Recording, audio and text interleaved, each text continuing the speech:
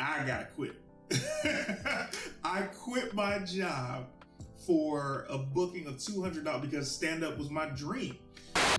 Have you had a 9 to 5 while doing stand-up?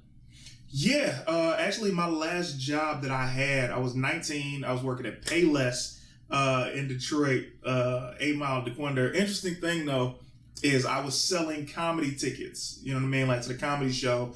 And the woman who was the manager there, her name was Rolanda, and she was like, she came by one day, and my thing was I was always flashing a smile to the ladies, like, hey, come to the comedy show.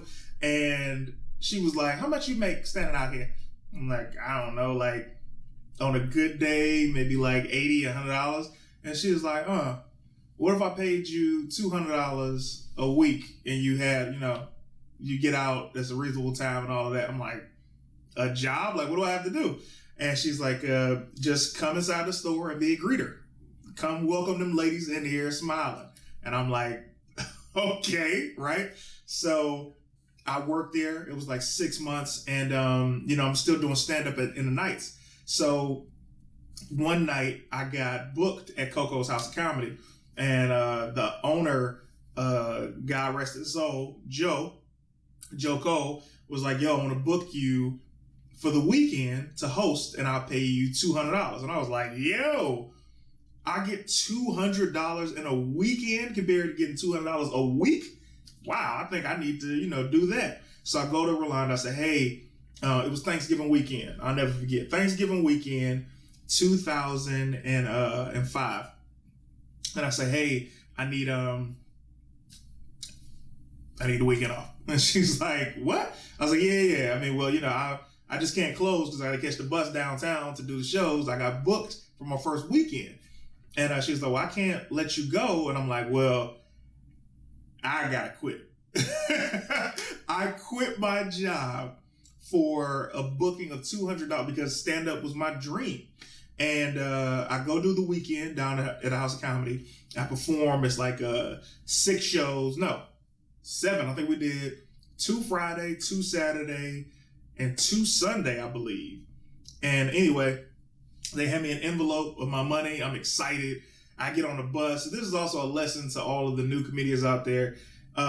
Check your money before you go, okay? So I open the envelope. It's a fat envelope, right? A lot of ones. I count. It's $27. I said $27. I'm like, let me call the club. Hold on, bus. Like, let me get off the bus real quick because I wasn't that far. I go to the club. I say, hey, Joe, it's only $27 here. He's like, oh, yeah. Don't worry about it, man. I'll bring you the rest of your money tomorrow. I come to the house. I'm like, okay, cool. Thanks. So I walk back to the bus stop. I watch him drive off. And I was like, wait a minute. He don't know where I live. How you going to bring me the money? You know what? I ain't even going to think about it. I'll think about it tomorrow, right?